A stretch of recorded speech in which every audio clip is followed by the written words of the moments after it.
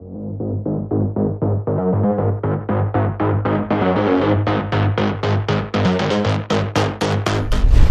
na ang mga malalaking balitang Central Luzon ngayong araw. MDRRMO Apalit nagpaalala sa publiko na huwag maligo sa ilog matapos malunod ang dalawang katao. Footbridge sa Angeles University Foundation sa Angeles City isinara sa publiko matapos masagi ng truck. Bagong minimum wage ng mga manggagawa sa Central Luzon ipatutupad na ngayong June 20. At swine producers sa Pampanga takot pa umanong magbalik sa full operation. Bakuna kontra sa African swine flu hinihintay pa. Presyo ng baboy hindi dapat tumaas sa 400 pesos. Ayon po yan sa Department of Agriculture.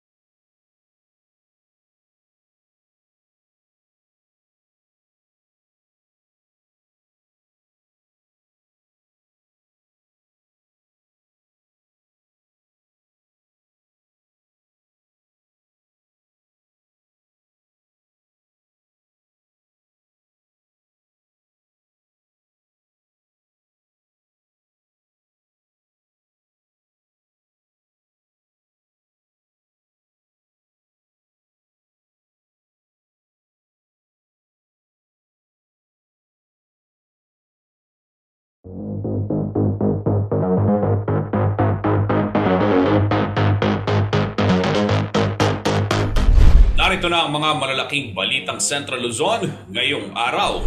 MDRRMO Apalit nagpaalala sa publiko na huwag maligo sa ilog matapos malunod ang dalawang katao. Footbridge sa Angeles University Foundation sa Angeles City isinara sa publiko matapos masagi ng truck. Bagong minimum wage ng mga manggagawa sa Central Luzon ipatutupad na ngayong June 20. At swine producers sa Pampanga takot pa umanong magbalik sa full operation. Bakuna kontra sa African swine flu hinihintay pa. Presyo ng baboy hindi dapat tumaas sa 400 pesos. Ayon po yan sa Department of Agriculture.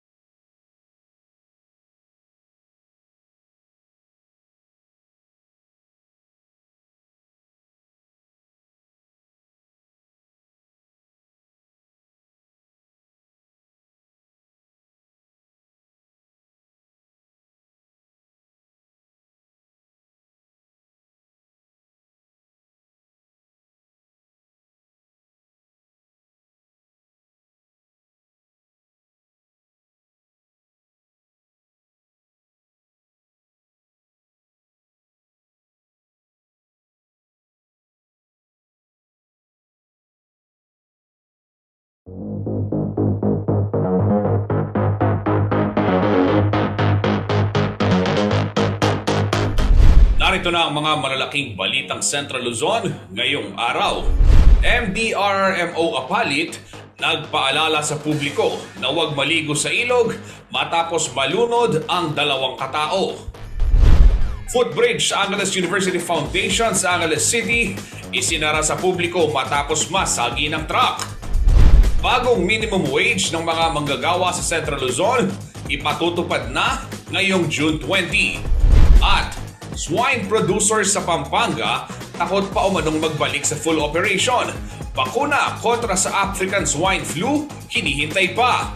Presyo ng baboy hindi dapat tumaas sa 400 pesos. Ayon po yan sa Department of Agriculture.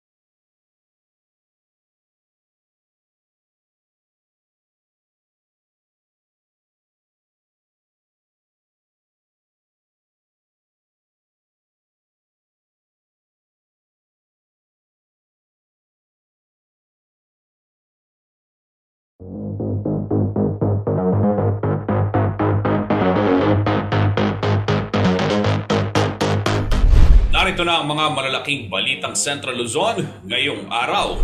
MDRRMO Apalit nagpaalala sa publiko na huwag maligo sa ilog matapos malunod ang dalawang katao. Footbridge sa Angeles University Foundation sa Angeles City isinara sa publiko matapos masagi ng truck.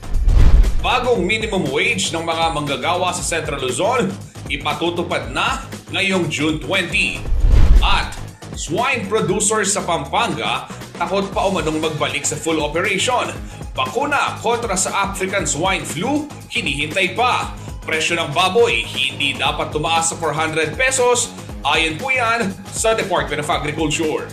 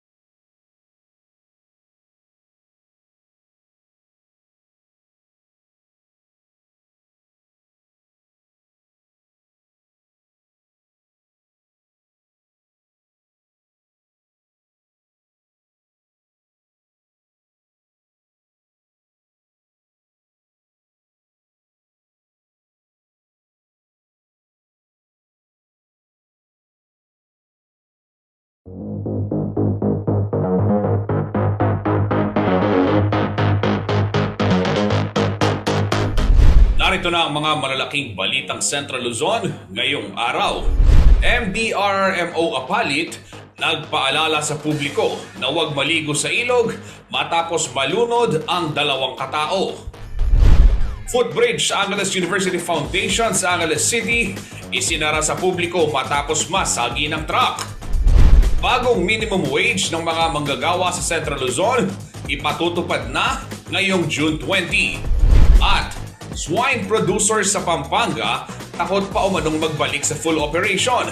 Bakuna kontra sa African swine flu, hinihintay pa. Presyo ng baboy, hindi dapat tumaas sa 400 pesos. Ayon po yan sa Department of Agriculture.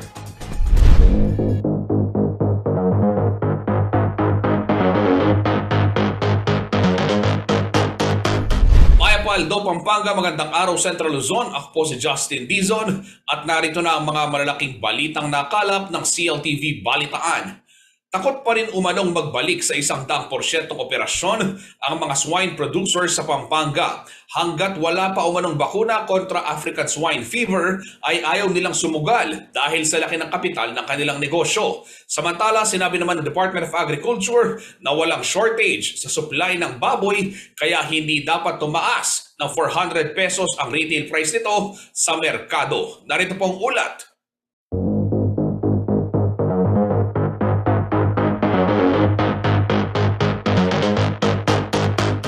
Umaga nitong Biyernes, June 17, 2022, pinahintulutan ng Pampanga Swine Producers Association ang CLTV News Team na kuhanan ang sitwasyon sa mga malalaking commercial swine farm dito sa Magalang, Pampanga. Sa 3 piggery na aming napuntahan, wala ni kahit alagang biik man lang. Tuyo din ang mga kulungan, patunay na hindi nagagamit ang mga ito.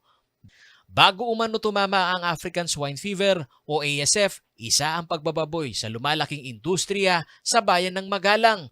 Ngunit ngayon ay ayaw muna raw nilang sumugal at bumalik sa 100% operasyon dahil takot silang mamiligro muli ang kapital.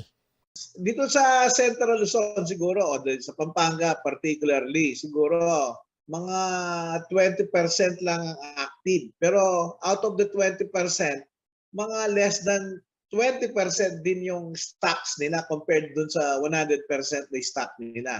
Kasi nag-wait and see sila eh. Anong nangyayari kasi pag merong hindi na kumakain, siyempre aalisin na yung baboy nun eh. Duda pa raw si Toto Gonzales sa sinasabing controlled na ng Department of Agriculture ang pamemeste ng ASF sa rehiyon. Upang makasiguro raw ay inaantabayanan nila ang sinasabing bakuna kontra ASF. Kasi naghihintay po tayo na may trial na sa ibang bansa gaya ng Vietnam pero up to this time wala pa rin guaranteed na talagang may vaccine na para dito sa ASF. Ayon kay Gonzales, may proyekto naman ng Department of Agriculture na bukod sa repopulation ay mayroon ding tinatawag na Integrated National Swine Production Initiatives for Recovery and Expansion o INSPIRE para yan sa mga commercial producers at backyard. Hanggang 5 milyong piso ang grant na pwedeng matanggap ngunit hanggang ngayon ay wala pa raw. May balo na ng cost na ng delay pero may-ari na kayo may inspection, may validate. Yari na mag-submit na kayong dokumento and yet medyo mabagal pa muna ng galo. Kinumpirma naman ni Dr. Ed Lapus, Director ng Regional Laboratory ng Department of Agriculture dito sa Central Luzon na mayroong 900 million pesos na pondo ang rehiyon para sa INSPIRE program. Hindi lamang anya ang mga commercial swine producers ang mapagkakalooban ng grant dito. Lahat din ay dumadaan sa bidding process at iba pang dokumentasyon. Kasi alam mo naman sa government accounting rules at sa core accounting and rules natin, kailangan tayong kailangan kompleto yung dokumento. So far, yung ating na-credit na CSO ay 6 na pwede na natin pag-transferan ng tigpa 5.5. And then, kasi binibid pa natin yung ibang mga 20 na recipient natin para doon sa kulungan. Kasi dalawang scheme yun eh. Kung hindi kakayanin na i-transfer yung pera, tayo ang magpapabid sa region. So meron na tayong 20 pinabibid and then meron na tayong 6 na pagtatransferan. So far yun ang nasa ground pero meron na tayong ding usapan with the National Federation na makakapag-transfer na rin tayo sa kanila ng pondo para makapag-umpisa na rin ang kanilang programa sa INSPIRE. Sa kabilang banda, sinabi ni Dr. Lapus na ang lalawigan ng Nueva Ecija ang huling na-monitor at controlled na ang pamemeste ng ASF. So far for the last, yung pinakahuling report na nagkaroon ng ASF natin ay dun sa lalawigan ng Nueva Ecija. So that was more than 3 to 4 months na eh. So above 90 days na more or less parang control na yun. So wala na tayong report sa Nueva Ecija. Pero pagdating sa mga actual cases, yung ating regulatory division, yung ang mga nagkikip ng mga kaso, yung ating laboratory. Pero pagdating sa laboratory, wala pa tayong nakikuha report from the laboratory people na mayroong nag-positive case dito sa region natin. Nilinaw naman ng Department of Agriculture Region 3 na walang kakulangan sa supply ng baboy sa rehiyon, kaya hindi dapat pang tumaas sa higit 400 piso ang kilo ng karne nito sa merkado. Kahit tumas umano ang presyo ng feeds ay hindi naman malaki ang dapat na maging epekto nito sa bentahan ng baboy. Kaya lang nang tumama yung ating ASF, medyo na-deplete yung ating population. Pero yung ating population, kung titignan natin, nakakasapat pa naman para to supply the requirement of the region.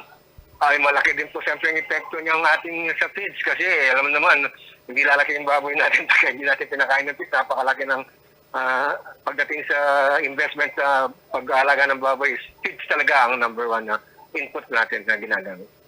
So pero so far wala pa naman hong paggalaw sa presyo dahil tumaas ang feeds. Actually, wala pa naman tayo nakita naging malaking epekto pero tumaas ng 10 pesos pero hindi naman mga naman po yan, medyo acceptable naman na pagtaas sa ng presyo. Ayon sa Pampanga Swine Producers Association, ang kasalukuyang farm gate price ng baboy ay nasa 200 hanggang 210 pesos kada kilo. Kung ibinebenta ito ng doble ang retail price ay dahil sa kumpas ng mga patong-patong na middleman. Early 90s farm gate price plus 30 pesos, yun ang presyo ng baboy sa wet market. Tapos after 10 years after 5 years sumabot ng 70. Bali farm gate plus 70 pesos, yun ang presyo ng farm gate price ay ng wet market. Ngayon, ibig sabihin almost 200 na yung difference, sobrang laki eh. Masyado na kasi ang daming middle. Paolo G. Santos, CLTV News.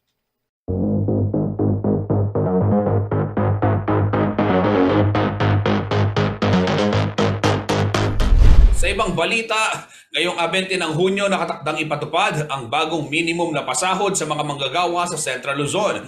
Naaprubahan ito ng National Wages and Productivity Commission at nailathala sa lokal na publikasyon na 2 sa mahalagang rekisito bago ang implementasyon ng nasabing atas. Narito pong ulat ni Arlene Salonga.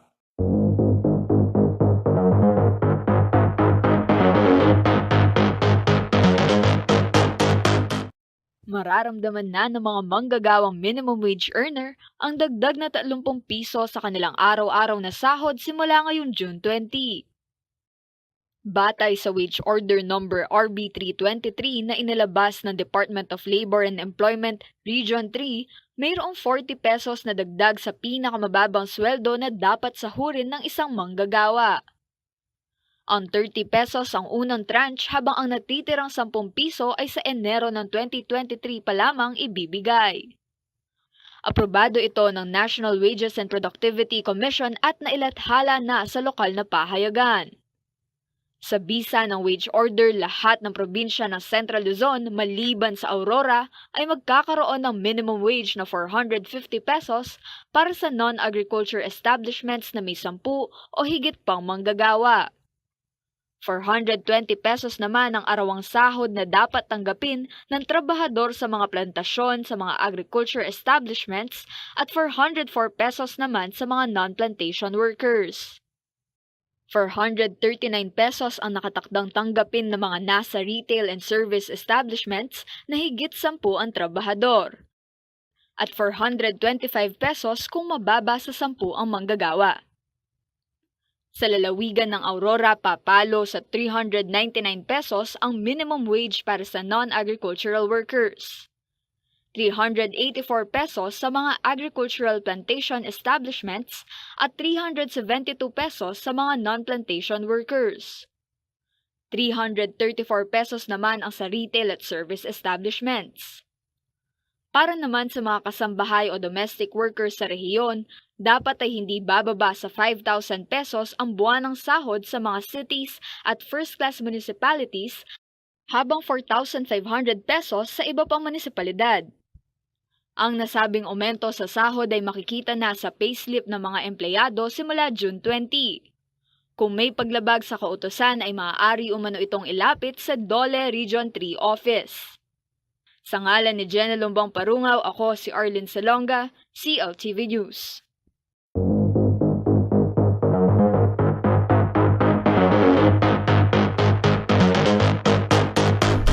Samantala, umaniho ng sari-saring reaksyon ang video na ito na kumakalat sa Facebook nito pong Biyernes, June 17. Makikita kasi na bumangga ang itaas na bahagi ng truck sa footbridge sa Angeles University Foundation. Diyan ho yan sa may lungsod ng Angeles, Pampanga. Nagsagawa naman ng inspeksyon ng City Engineer's Office ng Angeles sa umalog o tinamaang footbridge. Hindi pa naglabas ng komprehensibong report ang opisina tungkol dito, ngunit makikita ho yung mga marka ng steel beams sa ilalim ng footbridge at ilang konkretong bahagi rin ng nasabing tulay ang nagkaroon ng bitak. Nakasara ho sa publiko yung nasabing footbridge na yan para na rin sa kaligtasan ng lahat.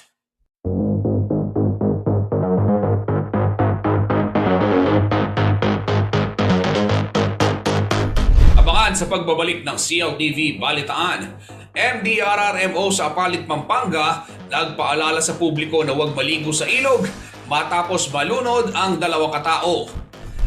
NTC, pinag-iingat po ang publiko sa mga tech scams na nag-aalok ng trabaho. Mangingisda sa Pampanga nakatanggap ng bagong kagamitan at fuel discounts mula sa BIFAR Region 3. Manatiling nakatutok para sa iba pang mga nangunang balita ngayong araw.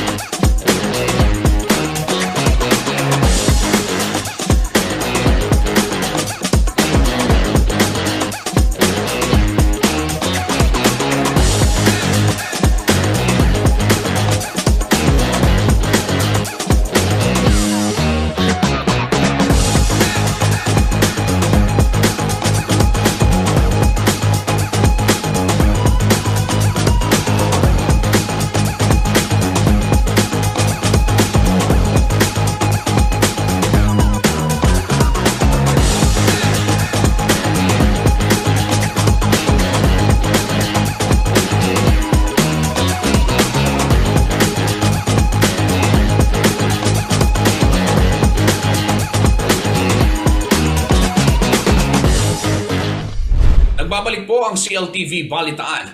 At sa iba pang mga detalye ng nangungunang balita, ito nagpaalala ang MDRRMO sa Apalit, Pampanga sa publiko na huwag maligo sa ilog at matapos hong malunod ang 2 katao. Isa na riyan ang isang babaeng tinatayang 50 taong gulang na natagpo ang palutang-lutang sa Pampanga River nito pong Biyernes, June 17. Nagpost pa nga sa kanilang Facebook page ang MDRRMO Apalit upang ipanawagan ang hindi pa nakikilalang babaeng noon. Matapos ang ilang oras ay natagpuan ng mga kaanak nang nasawi at naidala na sa punerarya ang bangkay nito. Samantala nito lamang hong linggo, June 19, natagpuan din ng MDRRMO ang isang bangkay na hinihinalang nakainom at nalunod sa ilog. Galing umanong nasawi sa Bicol, ngunit sa Apalit na naninirahan.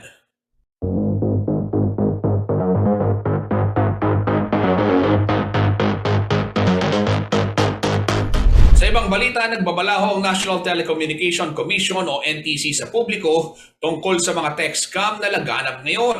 Pinadadalhan daw ang mga subscriber ng mensahe na nag-aalok ng trabaho upang makakuha ng kanilang personal na impormasyon. Yan ang balitang tinutukan ni JM De Jesus.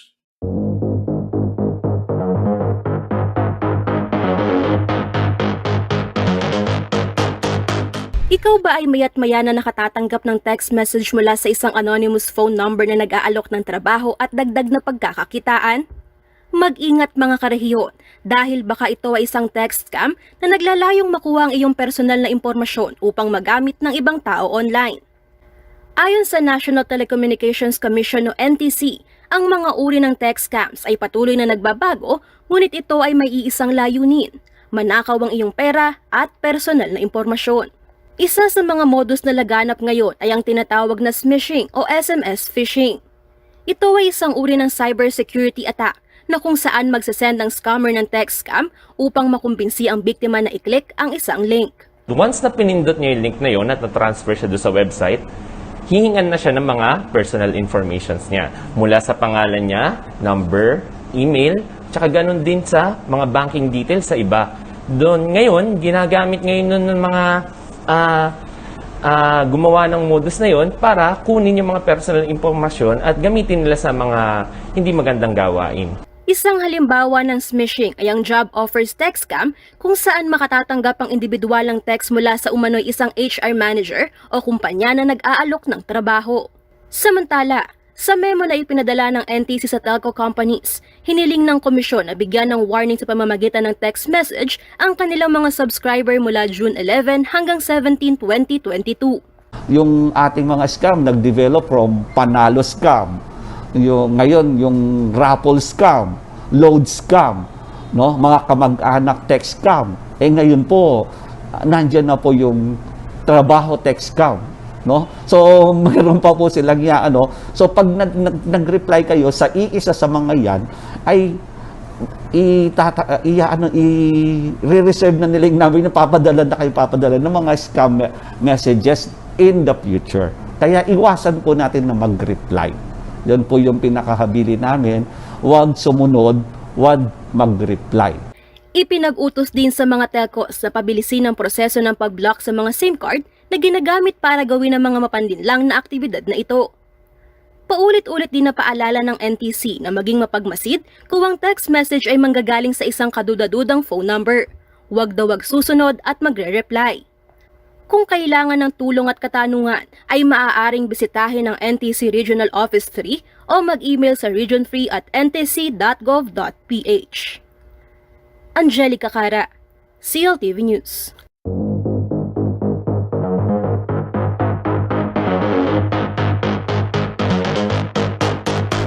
Samantala, tumanggap ho ng bagong kagamitan sa pamamalakaya ang mga mangingisda ng Sasmuan at Lubao, Pampanga mula ho yan sa Bureau of Fisheries and Aquatic Resources o BIFAR, Central Luzon. Maliban pa dito na mahagi rin ng fuel discount card ang ahensya dahil apektado rin naman ang mga mangingisda sa mataas na presyo ng krudo. Darito po ang report.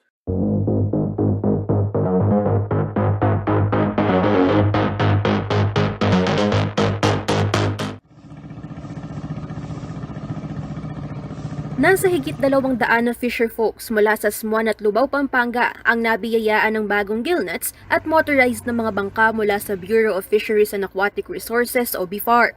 Nag-distribute tayo ng 200 na mga lambat para sa mga mangisda dito sa Lubao at saka sa Smuan. And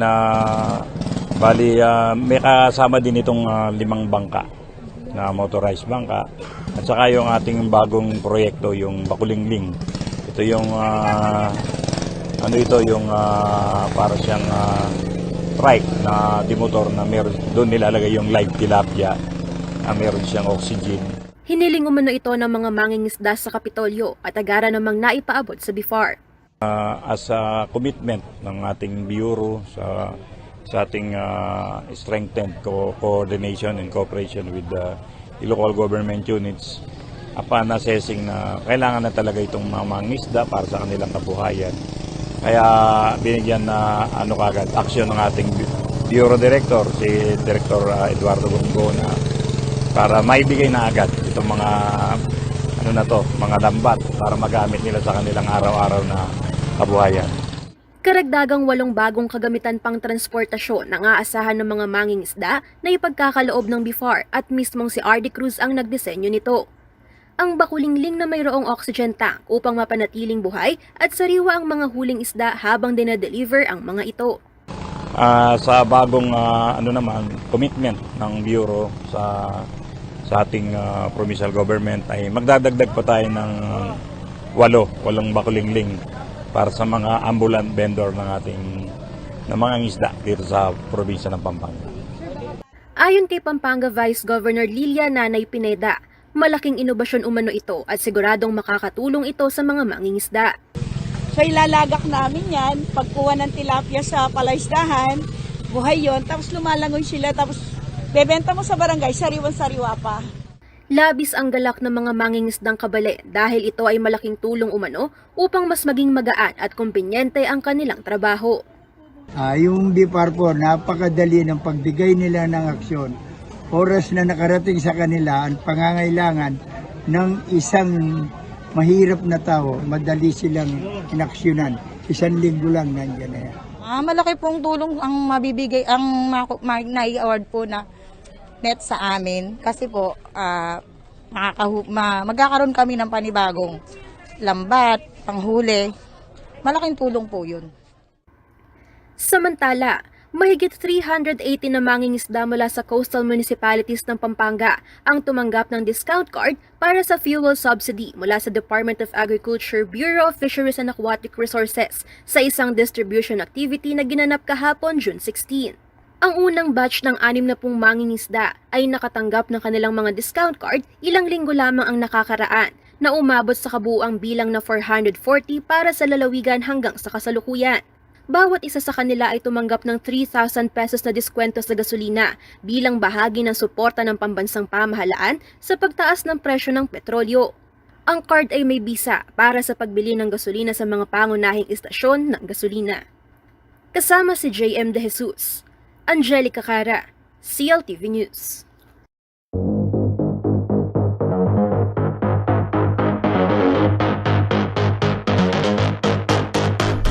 Abangan sa pagbabalik ng CLTV Balitaan, 6 na tulak ng droga, kalaboso sa Mabalacat City, Pampanga. Mahigit 80,000 pesos na halaga ng droga, nasabat ng mga otoridad. 200 milyong pisong pondo para sa mga needy Kapampangan, layong mailan sa medical mission. At Somalia at Lao delegates bumisita sa San Simon, Pampanga para pag-aralan ng 4Ps ng DSWD. Manatiling nakatutok at kami magbabalik.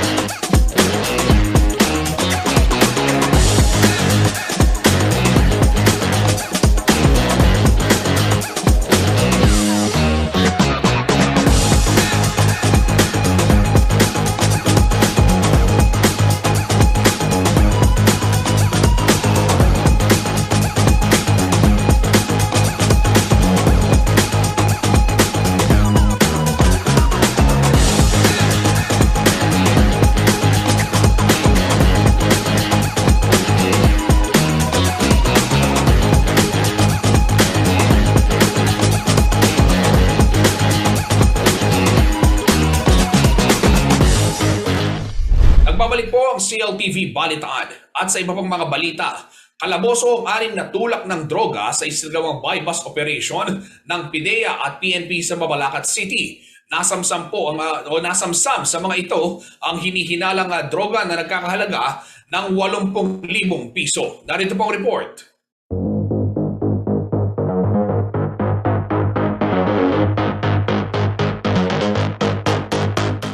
Matapos manmanan at makumpirma ang isa umanong makeshift drug den, ikinasa ng PIDEA Pampanga at Mabalacat City Police Station ang drug operation nitong June 16, Huwebes ng gabi sa Barangay Dau, Mabalacat City.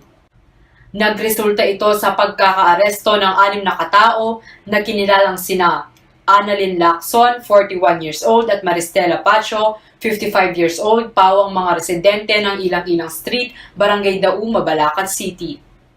Joanna Arcilla, 43 years old, residente ng 109 Barangay Dau, Mabalacat City.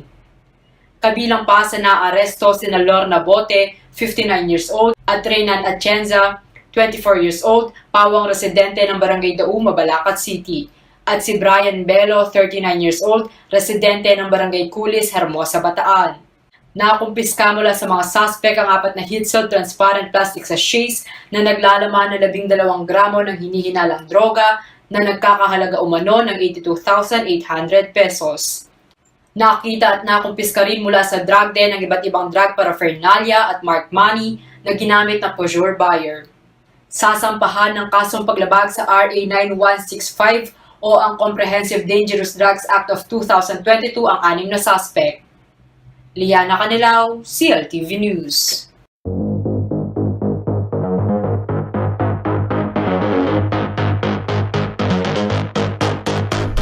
Samantala, plano ho ng provincial government ng Pampanga na palakasin ang malawakang medical mission sa lalawigan. Ito ay matapos matuklasan na marami sa mga Kapampangan ang kailangan pang masuri ng mga doktor. Bunso nito naglahano ng pondo para sa mga needy Kapampangan ng Kapitolyo at tinawag itong Needy Kapampangan Program kung saan planong ilaan nga yung medical mission na dadalhin sa mga barangay. Ito pong balitang tinutukan ni Paulo G. Santos.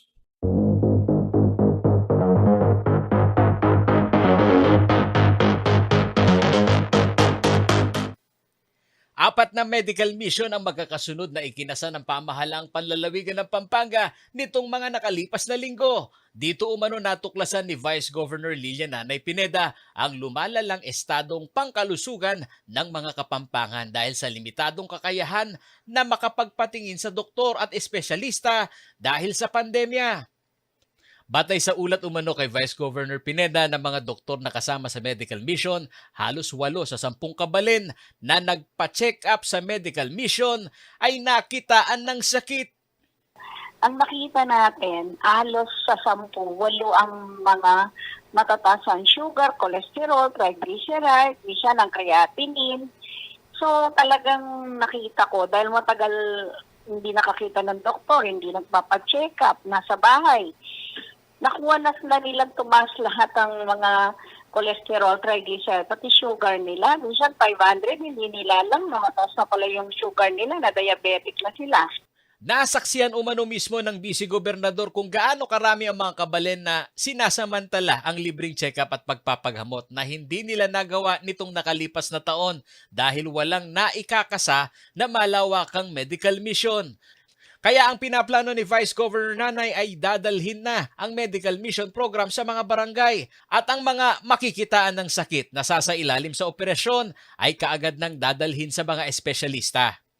At saka yung isa pang nakita ko, lalo na sa mga kababaihan, maraming may goiter. Yung malaki na yun sa leg nila, hindi nila pinapa-opera. At pagkatapos, meron yung mga malalaki nilang myoma at saka yung bukol sa ovaryo, nagiging delikado na rin. So, hinako ko, sabi ko, bakit mukha ko hindi pinapatingin? Sabi nila, hindi daw nila alam. Ano hindi nila alaman eh? Hindi nila alaman. Nagpapagamot tayo, wala namang babayaran. Kaya ako ngayon, ang gagawin ko, pera dun sa pagpapaanap ko ng may sakit, pupunta ako sa mga remote barangay, magka-cluster ako, dadalhin ko yung mga doktor mismo doon sa kanila. Magiging posible umano ang layuning ito na palakasin ang mga medical mission kung magkakaroon ito ng sapat na pondo. I-suggest na raw ni Nanay kay Governor Dennis Delta Pineda na realign ang 200 million pesos na pondo na kung tawagin ay Needy Kapampangan Program para sa medical mission. Sa medical kasi, naglalaan kami ng almost 200 million sa Needy Kapampangan. May ordinansa kami, yung Needy Kapampangan. Yung Needy Kapampangan na yon, nagbibigay kami ng mga ayuda sa mga cancer patient, dialysis patient, yung mga tuberculosis na pasyente, mga sectoral ng PWD, mga scavenger. Sa kanila yon, binibigyan namin ng pera at saka ng pagkain, ayuda. Pero ngayon, sabi ko kay Gob at saka yung pamimigay namin ng Noche Buena nila sa Pasko, sabi ko kay Gob, huwag na muna yon. Ang gawin natin, kaysa bigyan natin ng pera at saka ng food, gamitin muna natin. Gamitin muna natin yung pera ng Needy Kapampangan dito sa medical mission. Kabilang rin sa paglalaanan ng pondo ang serbisyo ng mga espesyalista, medical laboratories at supply ng pagbe-maintenance ng gamot ng mga kabalen. Paolo G. Santos, CLTV News.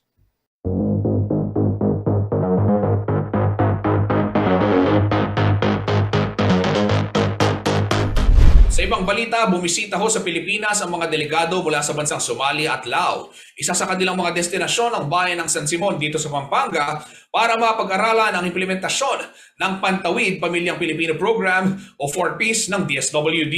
Narito pong report ni Angelica Cara.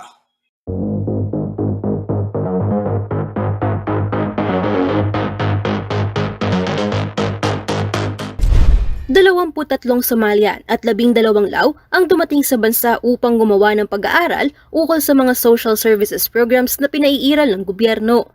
Katulad ng Pilipinas, ang Somalia at Laos ay developing third world country rin. Kaya't isa ang bansa sa napili nilang gawing modelo sa mga ipatutupad na serbisyo sa kanilang lugar, kagaya ng Pantawid Pamilyang Pilipino Program o 4Ps. Alam naman natin na third world country din sila, katulad natin, developing countries din.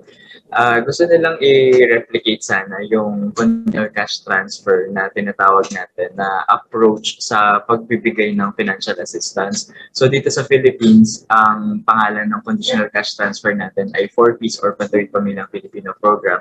At doon naman, Somalia at Lao, magsa-start pa lang sila ng implementation. So, gusto na nilang makita kung paano, ano ba yung mga challenges, ano ba yung mga good practices na pinapatupad dito sa Philippines. Bakit it's very successful.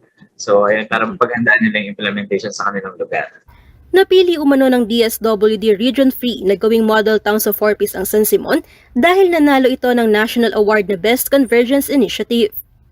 Mayroong 1,483 na mga 4Ps beneficiaries ang bayan. Dito nila dinala ang mga banyagang bisita para ipakita ang overall implementation ng 4Ps. Diniscuss yung proseso mismo ng Pantawid Pamilyang Pilipino Program dito. Tapos kung paano natin ginagamit yung digital payments, kung paano tayo nag-identify, kung ano yung mga ginagamit natin ng mga systems and technologies para dun sa implementation. Nagustuhan din umano ng mga Somalian at Lao visitors ang testimonya na nagpapakita sa tagumpay ng 4Ps sa bansa. Yung na-appreciate nila yung on-ground implementation natin, yung partnership natin with the local government unit. At nakapakinig kasi sila ng mga testimonials ng mga beneficiaries kung ano yung mga pinagbago nila sa buhay nila before, nung wala pang Pantawid Pamilyang Pilipino Program. At ngayong beneficiary sila ng program.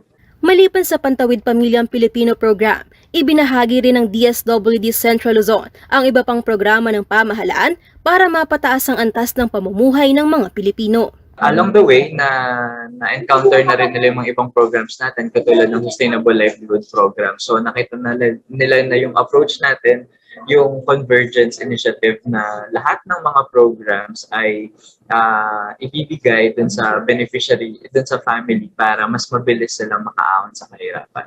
Samantala, mayroong higit 4 na milyong 4Ps beneficiary sa buong bansa at higit 307,000 sa mga ito ay mula sa Central Luzon. Angelica Cara, CLTV News.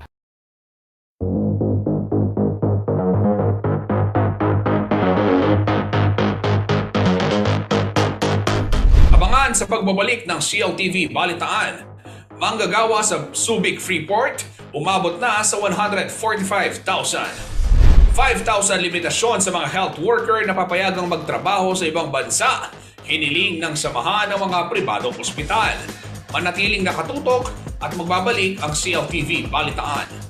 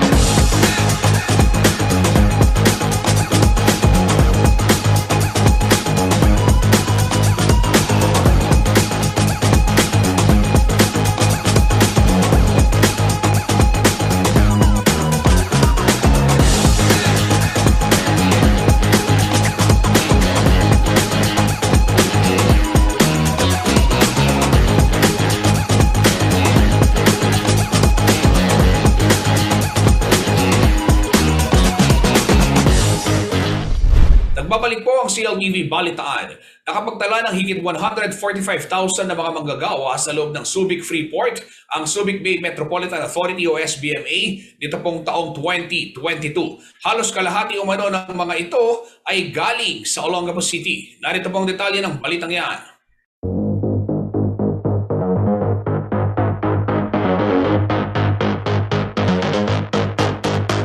Isa ang Subic Freeport sa mga sentro ng paggawa sa Central Luzon. Matatagpuan dito ang 3,689 na iba't ibang mga kumpanya o locators na nasa industriya ng manufacturing, maritime, information and communication technology, logistics at leisure and entertainment. Sa mga kumpanyang ito nagtatrabaho ang higit 145,000 na mga manggagawa na naitala ng Subic Bay Metropolitan Authority as of April 2022.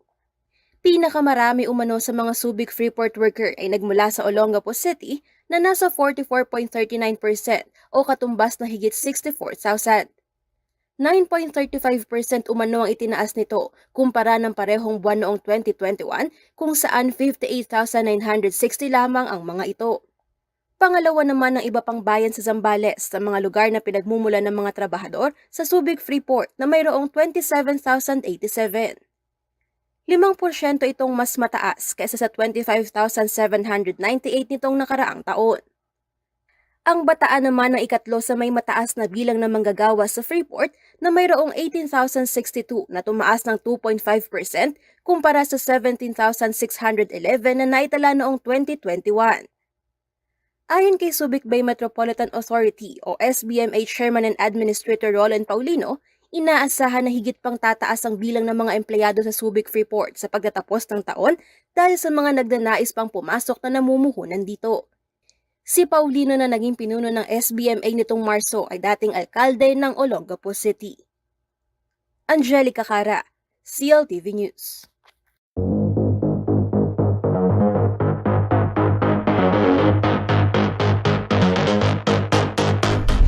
Batay ho sa kasalukuyang estadong pangkalusugan ng bansa, sinabi ni Dr. Jose Rene de Hegrano, presidente ng Private Hospitals Association of the Philippines o FAPI, na kailangan pang babaan sa 5,000 ang limitasyong itinakda para sa mga health worker na papayagang magtrabaho abroad. Narito pang ulat ni Liana Canilao.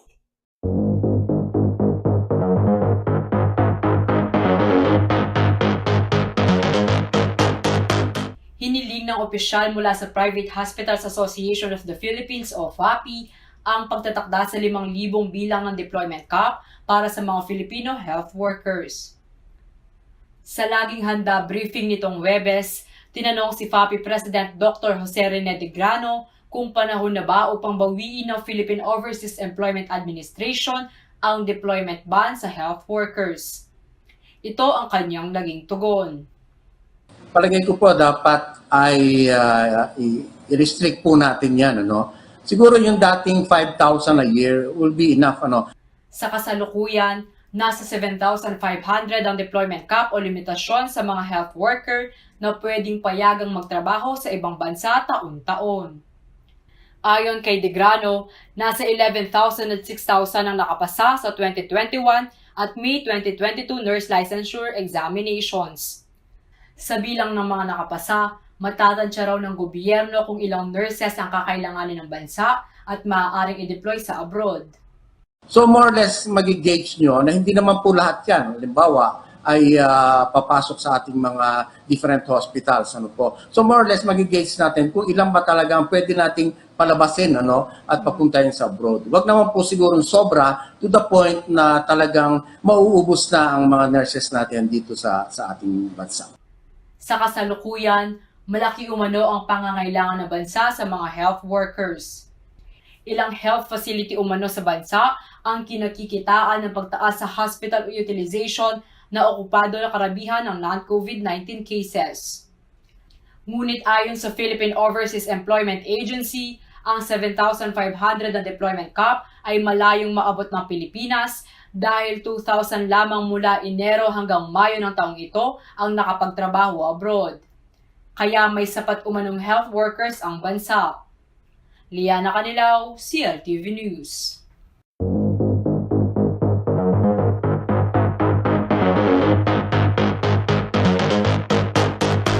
Sa puntong ito, alamin naman natin ang magiging taya ng panahon mula kay Ginoong Manny Esguera, ang Chief Weather Forecaster ng Pag-asa Clark.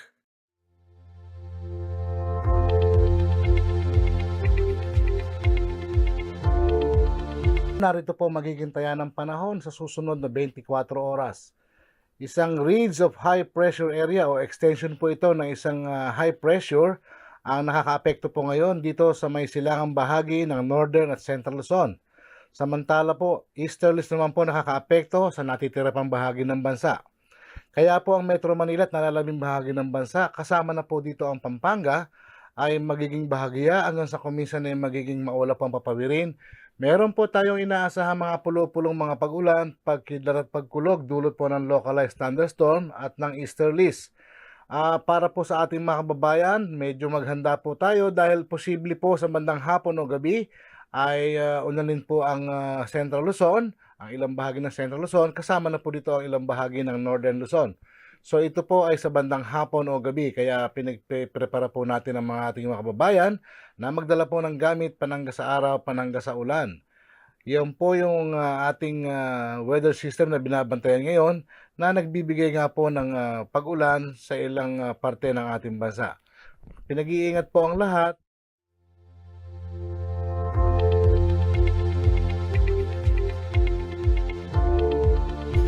Yan po ang mga balitang nakalap ng CLTV Balitaan. Para sa karagdagang detalye, maaari ninyong i-follow ang aming mga social media pages sa Facebook at CLTV36 Official and at CLTV36 News. Sa Twitter naman at CLTV36 and at CLTV News. Kabalit karihon, meron din ho tayong Instagram at CLTV36 Official. At kung nais ho ninyong balikan itong mga paborito nyong programa ng CLTV, abay pwede ho kayong magtungo sa ating YouTube channel at CLTV36 Official o kaya naman sa ating website www.cltv36.tv. Nasaan ka man sa bansa, mapapanood ho nationwide via Signal Channel 115 itong mga programa ng CLTV at dito naman sa Central Luzon sa ating 39 cable partners at maging sa Free TV Channel 36. Antabayanan ho natin mamayang alas 6 ng gabi si Jennifer Salenga para sa mga balitang Central Luzon na dapat nating malaman sa CLTV News. Kasama po ang buong pwersa ng CLTV News and Current Affairs. Ako po si Justin Dizon. Ito ang CLTV Balitaan. Maraming salamat po.